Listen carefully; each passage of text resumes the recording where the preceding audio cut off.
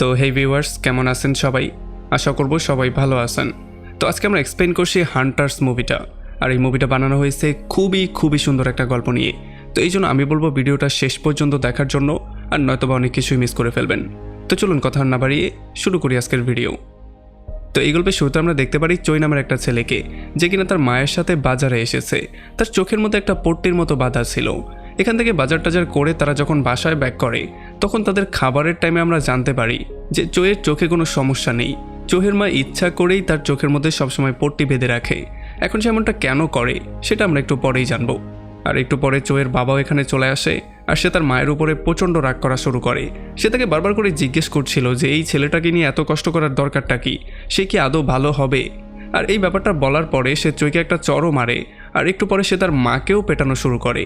আর এগুলোর জন্য যখন তার মা চিৎকার করে বারবার করে চৈকে না করছিল, তখন তার না করা সত্ত্বেও চৈ তার চোখের পট্টিটাকে খুলে ফেলে। আর এরপর সে তার বাবার দিকে এমন করে তাকায়, তার বাবা পুরোপুরি হিপনোটাইজ হয়ে যায়। আর এরপর সে নিজেই রাস্তার মাঝখানে চলে আসে, আর এখানে সবার সামনে সে নিজের মাথা নিজেই উল্টা দিকে ঘুরিয়ে এখানে মারা যায়। আর এই ব্যাপারগুলোর জন্য চৈয়ের মা প্রচণ্ড রাগ করে। এই জন্য যখন সে চৈয়ের সাথে মিট করে, তখন সে চৈকে ধরে উল্টাপাল্টা অনেক কিছু বলে, তাকে বকাচকা করার পরে তার গলা টিপে তাকে মেরে ফেলার ট্রাই করে, কারণ সে হচ্ছে একজন ভয়ঙ্কর শয়তান। তবে তখন চৈ তার মাকেও হিপনোটাইজ করে ফেলে, আর তার মাকে সে নদীর পাড়ে পাঠিয়ে দেয়। আর যখন নদীর পাড়ে গিয়ে চৈয়ের মা আবারও সেন্সে ব্যাক করে, তখন সে দেখতে পারে ততক্ষণে চৈ এখান থেকে চলে গেছে। আর তখন আমরা জানতে পারি যে সে শুধুমাত্র তার চোখের সাহায্যে যে কারো মাইন্ড কন্ট্রোল করতে পারে, তাকে দিয়ে যা ইচ্ছা সেটাই করাতে পারে। তো এরপরে গল্প চলে আসে কয়েক বছর সামনে, আর এখন আমরা দেখতে পারি চৈ অনেকটাই বড় হয়ে গেছে। তবে যেহেতু সে এখনও খুবই একাকিত্ব বোধ করে, মানে সে একাই লাইফটাকে পার করে, এই জন্য সোসাইটির প্রতি তার প্রচণ্ড একটা রাগ ছিল। তবে বর্তমানে সে তার পাওয়ারের ইউজ করে কিছু চুরি করে সেগুলো দিয়েই তার জীবিকা নির্বাহ করছিল। আর সেই চুরির টাকাগুলো দিয়ে সে খুবই বিলাসী একটা লাইফ লিড করছিল। সে প্রত্যেক দিনই একটা 5 স্টার হোটেলে যেত, আর সেখানে বুকিং করে খুবই আরামে একটা লাইফ পার করছিল। তবে গল্পটা তো এমন করে আগাতে পারে না, তাই না? এই জন্য পরবর্তীতে সিন চলে আসে ডং নামের একটা লোকের কাছে। আমরা দেখতে পারি ডং একটা ভাঙ্গারির দোকানে কাজ করে, যেখানে অনেকগুলো মানুষ একসাথে কাজ করে। ডং বিভিন্ন আমেরিকান এবং কোরিয়ানদের সাথে এখানে এই ভাঙ্গারির দোকানে কাজ করে, যেখানে সে কিছু ফ্রেন্ডও বানিয়ে নিয়েছে। যেখানে এই কালো ছেলেটার নাম ছিল বোবা, আর এই চশমাওয়ালা ছেলেটার নাম ছিল টুটান। আর যেহেতু আজকে ডংয়ের বার্থডে, এই জন্য তারা সবাই বেরিয়ে পড়ে ফুর্তি করার জন্য। তারা অনেক ঘোরাঘুরি করে, অনেক মজা করে, অনেক বেশি ফুর্তি তো তারা করে ফেলে। তবে যখন তারা বাসায় ব্যাক করছিল, তখন যখন ডং গাড়ি থেকে বাইরে বেরিয়ে আসে আর তাদের সাথে একটু কথাবার্তা বলে গুড বাই বলার ট্রাই করছিল, তখন একটা বিশাল বড় ট্রাক এসে ডংয়েরই 12টা বাজিয়ে দেয়। আর এই জন্য তার বন্ধুরা দ্রুত তাকে হসপিটালে নিয়ে আসে। আর এখানে হসপিটালে ডক্টর তাকে কোনো রকমে মেকআপ তো করে দেয়। তবে পরদিন সকাল থেকেই কোনো চিকিৎসা ছাড়াই ডংয়ের সমস্ত ইনজুরিগুলো নিজেই ঠিক হওয়া শুরু করে। মানে তার যত হাড্ডিগুড্ডি ভেঙেছে, সমস্ত হাড্ডিগুড্ডি নিজেই জোড়া লাগা শুরু করে। আর এই সমস্ত ব্যাপারগুলো দেখার পরে টুটান আর বোবা পুরোপুরি শক্ট হয়ে যায়। তবে সে এতটা দ্রুত সুস্থ হয় না যতটা দ্রুত সুস্থ হলে তার জবটা টিকে থাকতো। এখন যেহেতু তাকে জব থেকে বের করে দেওয়া হয়েছে, এই জন্য প্রত্যেক দিন সকালবেলায় সে পত্রিকাতে নিজের জন্য নতুন ভ্যাকেন্সি চেক করে, আর প্রত্যেকটা জায়গায় ইন্টারভিউ দেওয়ার ট্রাই করে। তো এখন যখনই সে পেপারের মধ্যে খুবই সুন্দর একটা জব পেয়ে যায়, তখন সে দ্রুত চলে আসে সেই জায়গায় ইন্টারভিউ দেওয়ার জন্য। তবে যখন সে দোকানের মধ্যে আসে, তখন এই দোকানটা দেখার পরে তার খুবই মিক্স একটা ফিলিং হচ্ছিল। তবে তবুও সাহস করে সে মধ্যে যায়, আর এখানে দোকানদার তাকে খুবই সুন্দরভাবে ওয়েলকাম করে। আর এখানে যখন তারা কথাবার্তা বলে, তখন এই কথাবার্তার মধ্যে আমরা বুঝতে পারি যে এইটা নর্মাল কোনো দোকান না, এটা হচ্ছে গিয়ে একটা লোন দোকান। মানে তারা বিভিন্ন দামি জিনিস জমা রেখে সেগুলোর বিনিময়ে লোন দিয়ে থাকে। আর এই জন্যই দোকানটা দেখতে এমন ছিল। যেখানে এই দোকানদারের নাম ছিল জং, আর তার এই সুন্দর মেয়েটার নাম ছিল ইয়ং। তো এখন যেহেতু ডং জবটা পেয়ে গেছে, এই জন্য জং তাকে সমস্ত ব্যাপারটা বুঝিয়ে দেয়। তবে সে তাকে স্পেশালি এইটাও বলে যে আমার দোকান থেকে টাইম টু টাইম টাকা গায়েব হয়ে যায়। এটা কিভাবে গায়েব হয় সেটা আমি নিজেও বুঝতে পারি না। সো এই ব্যাপারটার হিসাব তোমাকে খুবই ভালো করে রাখতে হবে। সে তাকে এইটাও বলে যে আমার দোকানে সিসি ক্যামেরা আছে, তবে এই ক্যামেরাতেও আমি কিছু দেখতে পাই না, মানে কিছু ক্যামেরাতেও ধরা পড়ে না। তারপরে পরদিন সকালবেলা ডং ফুললি ফিটফাট হয়ে, মানে পুরো স্যুটবুট পরে চলে আসে তার নতুন জবের জায়গায়। এখানে এসে সে মিট করে ইয়ংয়ের সাথে, আর এখানে ইয়ংয়ের সাথে কথাবার্তা বলে সে জানতে পারে যে ইয়ং একজন এয়ার হোস্টেস হতে চায়। আর এটা শোনার পরে জং একটু শকড হয়। তবে আস্তে আস্তে করে তাদের মধ্যে ফ্রেন্ডশিপ বাড়া শুরু করে, আর তারা আস্তে আস্তে করে নিজেদের মধ্যে কথাবার্তাও কন্টিনিউ শুরু করে। মানে ভাই, আমারও এমন একটা জব দরকার যেখানে মালিকের এত সুন্দর একটা মেয়ে থাকবে, আর আমি চাইলেই লাইন মারতে পারবো, মালিক কিছুই বলবে না। যাই হোক, এখানে ডংয়ের লাইফটা খুবই ভালোভাবে চলছিল। তবে একদিন এখানে বোবা আর টুটান চলে আসে। তাদেরকে দেখার পরে ডং খুবই হ্যাপি হয়ে যায়। আর যখন তারা আড্ডা দিচ্ছিল আর খাচ্ছিল তখনই এখানে চই চলে আসে। এখন যেহেতু চই এখানে লুট করতে এসেছে, এই জন্য সে সবার ব্রেনগুলোকে কন্ট্রোল করে ফেলে।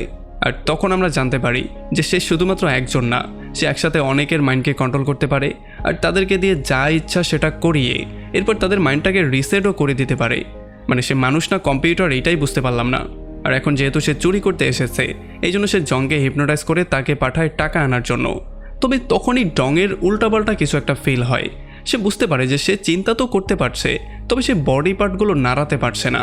তবে তখন অনেক কষ্টের পরে সে তার বডিটাকে নাড়ায়। আর নাড়ানোর পরে যখন সে সোজা হয়ে দাঁড়ায় তখন সে দেখতে পারে তার আশেপাশে সবাই হিপনোটাইজ হওয়া।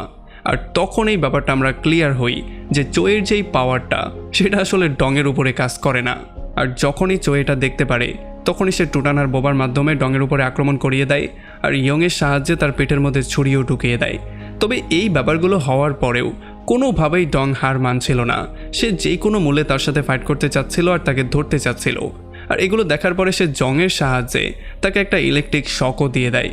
আর এই সমস্ত ব্যাপারগুলো হওয়ার পরে যখন চই এখান থেকে টাকা নিয়ে চলে যায় আর তারা সবাই আবারও হুঁশ ফিরে পায়, তখন তারা ডংয়ের এই অবস্থা দেখার পরে প্রচণ্ড শক্ট হয়ে যায়। এই জন্য তারা সবাই তাকে নিয়ে হসপিটালে যাওয়া শুরু করে। তবে আমরা দেখতে পারি হসপিটালে নেয়ার আগেই তার সমস্ত ক্ষত সেরে গেছে আর সে পুরোপুরি সুস্থ হয়ে আন্ডারটেকারের মতো দৌড়ানো শুরু করছে। আর এইগুলো দেখার পরে এখানে সবাই পুরোপুরি শক্ট হয়ে যায় যে রোগীকে আনলাম নাকি আমরা নিজেরাই রোগী। আর এদিকে চইও রাতে ঘুমাতে পারছিল না, সেও পুরোপুরি শক্ট হয়েছিল। সে চিন্তা করছিল যে কিভাবে একটা নর্মাল মানুষ আমার এত ভয়ঙ্কর একটা পাওয়ার থেকে বাঁচতে পারলো। এই ব্যাপারটাই সে কোনোভাবে ফিগার আউট করতে পারছিল না। এই জন্য সে তার পাওয়ার দিয়ে উল্টা পাল্টা রকমের এক্সপেরিমেন্ট করা শুরু করে। সে বারবার করে টেস্ট করে দেখতে চাচ্ছিল যে তার পাওয়ারটা আদৌ কাজ করে নাকি সেই লোকটা খুবই ভয়ঙ্কর কেউ ছিল। আর তখন এদিকে বোবা, টোটন আর ডং মিলে সেখানে সিসিটিভি ফুটেজগুলোকে খুব ভালো করে চেক করছিল, যাতে করে তারা চইয়ের বিরুদ্ধে একটা প্রমাণ বের করতে পারে আর তাকে পুলিশের হাতে ধরিয়ে দিতে পারে। তবে তখন এখানে চই নিজেই চলে আসে। আসলে সে সঙ্গে করে অনেকগুলো লোককে হিপনোটাইজ করে নিয়ে এসেছে, যাতে করে তাদের মাধ্যমে আক্রমণ করে সে এই সিসিটিভির ফুটেজের ভিডিওটা নিতে পারে। আর যখনই এই ব্যাপারগুলো তারা সবাই দেখতে পারে তখন টোটন আর বোবা সেখান থেকে দৌড়ে পালিয়ে যায়। আর ডংও সেই সিসিটিভির ক্যাসেটটা নিয়ে কোনো রকম একটা গাড়ির মধ্যে লুকিয়ে পড়ে। এখন জয় ওই ব্যাপারটা দেখার পরে তার সমস্ত লোকজন তার পেছনে লাগিয়ে দেয়। তবে যখন একটা পর্যায়ে ডং আর চই সামনাসামনি হয় তখন সে দেখতে পারে যে তার আশেপাশে কোনো মানুষজন নেই। মানে সে হিপনোটাইজ করে যে ডংয়ের উপরে আক্রমণ করাবে এমন কোনো মানুষজন সে খুঁজেই পাচ্ছিল না। আর এগুলো দেখার পরে ডংও ক্লিয়ারলি বুঝতে পারে যে চই সেই সমস্ত মানুষকেই হিপনোটাইজ করতে পারে যাদের দিকে সে তাকায়। যেহেতু এখানে কোনো মানুষ নেই এই জন্য সে কিছুই করতে পারছে না। আর যেহেতু তার পাওয়ারটা ডংয়ের উপরে কাজও করবে না, এই জন্য ডং তার গাড়িটা নিয়ে তাকে ফলো করা শুরু করে। সে বারবার করে ট্রাই করে গাড়ি দিয়ে তাকে অ্যাক্সিডেন্ট করতে। এখন এমন দৌড়াদৌড়ির মাঝখানে তারা দুজন এমন একটা জায়গায় এসে পৌঁছায় যেখানে তারা দুজন পুরো সামনাসামনি ছিল। আর যখনই ডং চইকে শেষ করতে যাবে তখনই এখানে হিপনোটাইজ গ্রুপের 2-3টা মেম্বার চলে আসে আর তারা এসে ডংয়ের উপরে আক্রমণ করে দেয়। আর যখন তারা সবাই মিলে ডংকে মারতে যাবে তার আগেই ডং চইকে ইলেকট্রিক শক দিয়ে সেখানে বেহুশ করে দেয়। আর এই জন্য হিপনোটাইজ গ্রুপের সবাই সেখানে লুটিয়ে পড়ে যায়। আর একটু পরে তারা সবাই জ্ঞানও ফিরে পেয়ে যায়। আর এটা দেখার পরে ডং প্রথমেই গিয়ে চোয়ের মুখটাকে কাভার করে যাতে করে সে আর কাউকে হিপনোটাইজ করতে না পারে। তো এরপরে যখন সে তাকে নিয়ে পুলিশ স্টেশনে চলে আসে আর পুলিশদেরকে সমস্ত ব্যাপারটা বলে তখন তার কথা এখানে কেউই বিশ্বাস করছিল না। আসলে এটা বিশ্বাস করার মতো কথাও না, একটা মানুষ কিভাবে মানুষকে কন্ট্রোল করতে পারে। এই জন্য পুলিশরা তাকেই সন্দেহ করা শুরু করে, তাকেই খুব ভালোভাবে চেক করে যে এই শালা আবার কোনো সস্তা নেশা করে এখানে চলে আসলো কিনা। তবে একটু পরে পুলিশরা সিদ্ধান্ত নেয় তারা যেই কোনো মূল্যে চোয়ের ফেসটাকে দেখবে। যদিও ডং বারবার করে তাদেরকে না করছিল তবে তবুও তারা কোনো কথা শুনছিলই না। আর এই জন্য যখনই তারা তার দিকে তাকায় তখন তারা সবাই হিপনোটাইজ হয়ে এদিক সেদিক গুলি করা শুরু করে। আর এই ফাঁকে চই সেখান থেকে পালিয়ে যায়। আমরা দেখতে পারি ডংও নিজেকে কোনো রকমে পুলিশদের থেকে সেভ করে চইকে ফলো করা শুরু করে। আর চই দৌড়াতে দৌড়াতে একটা মেট্রো রেলের প্ল্যাটফর্মে চলে আসে আর ডংও তাকে ফলো করে সেই প্ল্যাটফর্মে চলে আসে। আর যখন সে গিয়ে চইয়ের উপরে আক্রমণ করতে যাবে তখনই চই সমস্ত মানুষজনকে কন্ট্রোল করে সেগুলো দিয়ে ডংয়ের উপরে আক্রমণ করে দেয়। আর ডং এখানে আচ্ছা রকম একটা ধোলাই খায়। আর তাছাড়া চই এখানে একটা মাকে হিপনোটাইজ করে তার বাচ্চাকে চলন্ত ট্রেনের সামনেই ছুঁড়ে মারে। তো এই জন্য এই বাচ্চার জীবনটাকে সেভ করার জন্য ডং নিজের জীবনটাকেই স্যাক্রিফাইস করার সিদ্ধান্ত নেয়। সে এই বাচ্চার জন্য চলতি ট্রেনের সামনেই লাফ দেয়। এখন সে কোনো রকমের বাচ্চাকে সেভ তো করে ফেলে, তবে সে ট্রেনের সাথে একটা ভয়ঙ্কর রকমের ধাক্কা খায়। আর এই ব্যাপারটার জন্য সবাই হিপনোটাইজ থেকে বেরিয়ে আসে, আর সবাই এটা দেখার পরে পুরোপুরি শকড হয়ে যায়। আর আমরা দেখতে পারি চই ডংকে একটা জায়গায় নিয়ে তাকে মন দিয়ে খুব ভালো করে দেখছিল যে এই লোকটার উপরে আমার পাওয়ার কেন কাজ করে না। এখন কথাবার্তা বলার পরে যখন চোয়ের মনে হয় যে ডং মারা গেছে, তখন সে তাকে রেখে দিয়ে সেখান থেকে বেরিয়ে চলে আসে। তবে যখনই চই চলে যায়, তখন ডং আবারও তার নিজের সুপার পাওয়ারের মাধ্যমে নিজেকে আবারও ফুললি রিকভার করে ফেলে। আর এখানে যখন চই তার হোটেলে ব্যাক করে, তখন সে দেখতে পারে এখানে অলরেডি অনেকগুলো পুলিশ অফিসার তার জন্য ওয়েট করছিল। তো এই জন্য এখানে সে সবাইকে হিপনোটাইজ করে এখান থেকে আস্তে করে তার জিনিসপত্র নিয়ে বেরিয়ে চলে যায়। তবে যাওয়ার আগে সে প্রত্যেকটা পুলিশ অফিসারকে দিয়ে অন্যজনকে গান পয়েন্টে করায়, আর তাদের মধ্যে গোলাগুলি করে তাদের সবাইকে শেষ করে দেয়। আর এদিকে পরদিন সকালবেলা ডং চলে আসে তার ফ্রেন্ডদের সাথে মিট করতে। সেই ব্যাপারটা ক্লিয়ারলি বুঝে গেছে যে চই হচ্ছে খুবই ভয়ঙ্কর একজন মানুষ। সো এই শহরকে তার থেকে যেই কোনো মূল্যে সেভ করতে হবে, আর নয়তোবা যেই কোনো দিন একটা ভয়ঙ্কর রকমের কিছু হবে। এই জন্য সে তার ফ্রেন্ডদের থেকে সাহায্য চাওয়ার জন্য এসেছে। আর যখন তার সমস্ত ফ্রেন্ডরা মিলে বেরিয়ে পড়ে চইকে খুঁজে বের করার জন্য, তখন আমরা দেখতে পারি রাস্তায় তাদের দেখা হয় একটা পুলিশের সাথে। যদিও তারা একটু ভয়ের মধ্যে ছিল, কারণ তাদের হাতে একটা গান ছিল, তবু এই পুলিশ কোনো সন্দেহ করে না। এই জন্য যখন পুলিশ সেখান থেকে বেরিয়ে চলে যায়, তখন তারাও বেরিয়ে পড়ে চইকে খুঁজে বের করার জন্য। আর এদিকে চই পুলিশ স্টেশনে এসে পুলিশদেরকে হিপনোটাইজ করে তার মায়ের অ্যাড্রেসটা বের করার জন্য ফোর্স করে। আর যখন সে তার মায়ের অ্যাড্রেসটা পেয়ে যায় আর পুলিশদেরকে নিয়ে সে তার মায়ের বাসায় চলেও আসে, তখন সে ইচ্ছা করে এই পুলিশদেরকে শ্যুট করে সবাইকে মেরে ফেলে। আর এতদিন পরে সে তার মায়ের সামনে এই জন্য এসেছে যাতে করে সে তার মাকে অনেকগুলো টাকা দিতে পারে। বেচারি ছোটবেলা থেকেই কত না কষ্ট করেছে, আর তাছাড়া এই টাকাগুলো তো তারও না, সে ব্যাংক ট্যাঙ্ক লুট করে সেখান থেকে ইনকাম করেছে। আর তখন এদিকে আমরা দেখতে পারি ডং আর তার পুরো টিম মিলে এখন পর্যন্ত চইকে খুঁজছে। তবে এই খোঁজাখুঁজির মধ্যে ডং একটু ক্লান্ত হয়ে যায় আর সে ঘুমিয়ে পড়ে। তবে একটু পরে যখন সে চোখটা খোলে, তখন সে দেখতে পারে টুটান আর বোবা নিজেদের মধ্যেই মারামারি করছে। আর এই ব্যাপারটার জন্য সে প্রথমে তাদেরকে শান্ত করার ট্রাই করে, আর একটু পরে সে বুঝতে পারে যে হয়তোবা চই আশেপাশের কোনো অ্যাপার্টমেন্ট থেকে তাদেরকে দেখছে, কারণ সে হয়তোবা দেখেই তাদেরকে হিপনোটাইজ করে তাদের মধ্যে একটা মারামারি লাগিয়ে দিয়েছে। এই জন্য সে প্রত্যেকটা অ্যাপার্টমেন্ট চেক করার সিদ্ধান্ত নেয়। আর একটু পরে ফাইনালি ডং চোয়ের একটা ছায়া পেয়ে যায়। আর যখন এটা ফলো করে সে একটা বাড়ির গ্রাউন্ডে আসে, তখন সে দেখতে পারে এখানে অনেক অনেক মানুষ হিপনোটাইজ হওয়া। আর চই তাদের মাধ্যমেই তার সঙ্গে কথাবার্তা বলে। সে তাকে বলে যে এখন এই প্রত্যেকটা মানুষের মৃত্যুর দায় তোমার মাথায় বর্তাবে, কারণ যদি তুমি আমাকে ফলো না করতে তাহলে কখনোই এমনটা হতো না। আর এই প্রত্যেকটা মানুষ এখন তোমার চোখের সামনেই মরবে। আর এইটা বলার সঙ্গে সঙ্গেই একটা একটা করে মানুষ উপর থেকে নিচের দিকে পড়া শুরু করে। যদিও বারবার করে ডং ট্রাই করছিল তাদেরকে সেভ করতে, তবে কোনোভাবেই সে কিছু করতে পারছিল না। আর এই ব্যাপারগুলো করার পরে সেখান থেকে চই পালিয়ে চলে আসে। আর রাস্তায় আসার সঙ্গে সঙ্গেই টুটন আর বোবা তার উপর একটা ব্লাস্ট করিয়ে দেয়। তবে এই ব্লাস্টে তার কিছুই হয় না, উল্টো সে তাদেরকেই এসে কিডন্যাপ করে নিয়ে যায়। এখন যখন ডং এই ব্যাপারগুলো বুঝতে পারে, তখন সে তার ফ্রেন্ডদেরকে খোঁজা শুরু করে। তবে অনেকক্ষণ খুঁজতে খুঁজতে যখন সে ব্যর্থ হয়ে যায়, তখন সে খুবই আপসেট হয়ে তার সেই দোকানে চলে আসে। তবে এখানে আসার সঙ্গে সঙ্গে সে দেখতে পারে তার দুইটা ফ্রেন্ড তো ফাঁসি দেওয়ার পজিশনে দাঁড়িয়ে আছে। আর এটা দেখার পরে যখনই সে তাদেরকে সেভ করতে যায়, তখনই পেছন থেকে তার উপরে কেউ আক্রমণ করে দেয় আর সে সেখানে বেহুশ হয়ে যায়। একটু পরে যখন সে জ্ঞান ফিরে পায়, তখন সে দেখতে পারে সে নিজেও ফাঁসির পজিশনে দাঁড়িয়ে আছে আর তার সামনে চই বসে বসে টিভি দেখছে।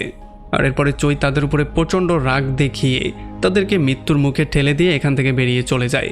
এখন যখনই তারা মরছিল, তখন ডং বারবার করে ট্রাই করছিল যেই কোনো মূল্যে নিজেদেরকে সেভ করতে। তখনই সে হাতের কাছে একটা চাকু পেয়ে যায়। এই চাকুটা দিয়ে সে কোনো রকমে তার নিজের রশিটা তো কেটে ফেলে, তবে সে তার বন্ধুদেরকে আর সেভ করতে পারে না। তার বন্ধুরা তার চোখের সামনে মারা যায়। এই ব্যাপারটার জন্য সে প্রচণ্ড আপসেট হয়ে যায় আর এখানে অনেক জোরে জোরে কান্না করা শুরু করে। আর তখন এদিকে আমরা দেখতে পারি যখন ইয়ং পাইলটের কাছে যাচ্ছিল, মানে তার এয়ার হোস্টেস হওয়ার ট্রেনিং দেওয়ার জন্য, তখন চই তাকে একটু লিফট দেয়। অবশ্যই সে তাকে হিপনোটাইজ করেই তার গাড়িতে এনেছে। তবে এই ব্যাপারগুলো যখন ডং বুঝতে পারে, তখন সে দ্রুত তাকে ফলো করা শুরু করে, কারণ সে এই জিনিসটা খুব ভালো করেই জানতো যে চই হয়তোবা ইয়ংয়ের জীবনটাও নিয়ে নেবে। সে ডংয়ের সাথে ফাইট করার জন্য যে কাউকে যে কোনো সময় মারতে পারে। এখন ফুল স্পিডে তাদেরকে ফলো করতে করতে ফাইনালি ডং একটা অফিসের সামনে চলে আসে, যেখানে সে দেখতে পারে অনেকগুলো মানুষ অলরেডি হিপনোটাইজ হয়ে আছে। আর যখন সে এই বিল্ডিংয়ের ছাদে আসে, তখন সে দেখতে পারে যে চই তার সামনে একা দাঁড়িয়ে আছে।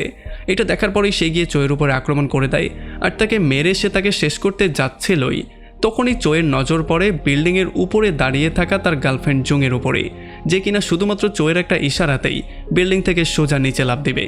তো এই জন্য এখন চোই ডংকে দুইটা অপশন দেয়। সে বলে যে প্রথমে হয়তোবা তুমি তোমার গার্লফ্রেন্ডকে হারিয়ে ফেলবে, আর নয়তোবা দ্বিতীয়ত তুমি আমার পেছনে কখনোই লাগবে না। আর এই ব্যাপারটা বলে সে তার পায়ের মধ্যে একটা গুলি করে আর তাকে আচ্ছা রকম একটা ধোলাই করে। এখন এই ব্যাপারটার জন্য ডং ক্লিয়ারলি বুঝতে পারে যে চোই তাকে কোনোভাবেই ছাড়বে না, সে তাকে অবশ্যই মেরে ফেলবে। এই জন্য সে তাকে কথার মাধ্যমে ডিফোকাস করার ট্রাই করে। সে তাকে বলে যে দেখো, তোমার শহরের মধ্যে কোনো পরিচয় আছে? তোমার কোনো পরিচয় নেই, তোমার নামটা পর্যন্ত কেউ জানে না, শহরের কেউ তোমাকে চেনেও না, এই জন্য কেউ তোমাকে ভালোবাসে না, তোমার কোনো ফ্রেন্ড সার্কেলও নেই। আর এই ব্যাপারগুলো শোনার পরে যখনই চোই একটু ডিফোকাস হয় তখনই ডং এই সুযোগটা নিয়ে তাকে সহ বিল্ডিং থেকে নিচে লাফ দেয়। এখন এই বিল্ডিং থেকে লাফ দেওয়ার জন্য চোয়ের মৃত্যু তো হয়ে যায়, তবে ডংয়ের লাইফটা কোনো রকমে সেভ হয়ে যায়। তবে তার লাইফটা সেভ হওয়া না হওয়া একই কথা ছিল। আমরা জানতে পারি যখন ইয়ং এয়ারোস্টেস হয়ে গিয়েছিল তখন পর্যন্ত ডং ঠিক হয়নি, সে এখন পর্যন্ত সেই চেয়ারেই বসে আছে, মানে এই চেয়ারটা হয়তো বা তার ফেভারিট হয়ে গেছে। তবে যখনই সেদিন রেল স্টেশনে একটা মহিলার বাচ্চা ট্রাকের উপরে পড়ে যায় তখন সেখানে গিয়ে ডং তার নিজের পায়ে দাঁড়া হয়ে সেই বাচ্চাটাকে সেভ করে ফেলে, মানে তার মধ্যে সুপার পাওয়ারটা তখন জেগে যায় আর ফাইনালি সেই বাচ্চাটাকে সেভ করে। আর এমনই একটা ভয়ঙ্কর পয়েন্টে এই পুরো মুভিটা এখানে শেষ হয়ে যায়। তো আমাকে কমেন্ট করে জানান কেমন লাগলো ভিডিও। যদি ভালো লাগে তাহলে অবশ্যই একটা লাইক করবেন, আর যদি এখনও আমাদের চ্যানেলটা সাবস্ক্রাইব করে না থাকেন তাহলে প্লিজ করে ফেলুন। তো আমাদের দেখা হবে অন্য কোনো ভিডিওতে অন্য কোনো একদিন। Till then, take care.